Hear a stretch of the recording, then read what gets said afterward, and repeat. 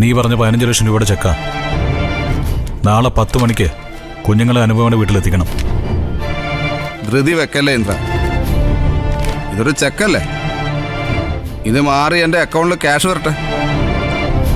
അത് കഴിഞ്ഞ് കുഞ്ഞുങ്ങളെ ഞാൻ അവിടെ എത്തിച്ചോളാം. അതുവരെ എല്ലാവരും ഒന്ന് ക്ഷമിച്ചിരിക്കും. വിനയ, നീ എന്താണ് ആവശ്യമായി പറയുന്നത്? സാരമില്ല, വിനയം പറഞ്ഞത് എനിക്ക് സമ്മതമാണ്.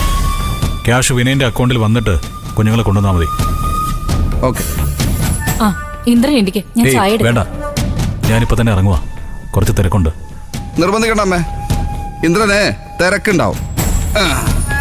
എല്ലായിടത്തും ഓടി നടന്ന് ഒരുപാട് ഉത്തരവാദിത്തങ്ങൾ ചെയ്തു തീർക്കാനുള്ളതല്ലേ. വിനയ, നിന്റെ സ്വഭാവം അറിഞ്ഞു വെച്ചുകൊണ്ട് ഞാൻ ഈ പണം ഇവിടെ കൊണ്ടു തന്നത് പ്രശ്നങ്ങൾ ഒഴിവാക്കാനാ. അതെനിക്കറിയാം. നിനക്ക് ഞങ്ങളെ ആരെയും വിശ്വാസമില്ലെങ്കിലും ഞങ്ങൾക്ക് നിന്നെ വിശ്വാസം ഉള്ളതുകൊണ്ടാണ് പണം അക്കൗണ്ടിൽ വന്നിട്ട് കുട്ടികളെ കൊണ്ടുവന്നാൽ മതി എന്ന് പറഞ്ഞത്. അതങ്ങനെയല്ലേ, എന്നെ വിശ്വസിക്കാതിരിക്കേണ്ട കാര്യമില്ലല്ലോ. പക്ഷേ ആ വിശ്വാസത്തിൽ എന്തെങ്കിലും മാറ്റം വന്നാൽ, കാര്യം കഴിയുമ്പോൾ കുഞ്ഞുങ്ങളെ വെച്ച് നീ എന്തെങ്കിലും തരികിട കാണിച്ചാൽ എന്താ ചെയ്യേണ്ടതെന്ന് എനിക്കറിയാം. അത് ഞാൻ ചെയ്യും.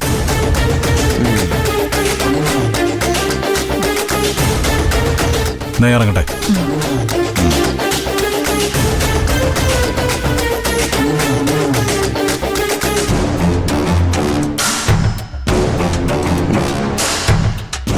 അവൻ്റെ ഒരു ഭീഷണി, അതും എന്നോട്.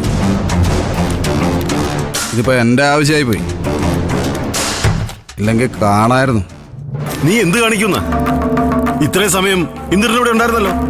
ചെക്ക് കിട്ടുന്നവരെ നീ നിന്നത് എങ്ങനെയാണെന്ന് ഞങ്ങൾ കണ്ടതല്ലേ. നിനക്ക് എന്തെങ്കിലും പറയാനുണ്ടായിരുന്നെങ്കിൽ ഇന്ദ്രന്റെ മുമ്പിൽ വെച്ച് പറയണമായിരുന്നു. എനിക്ക് പറയാനുള്ള കാര്യങ്ങളൊക്കെ ഞാൻ പറഞ്ഞിട്ടുണ്ട്. ഇനി ഈ ചെക്കൊന്ന് മാറട്ടെ, ബാക്കിയൊക്കെ അത് കഴിഞ്ഞിട്ട്.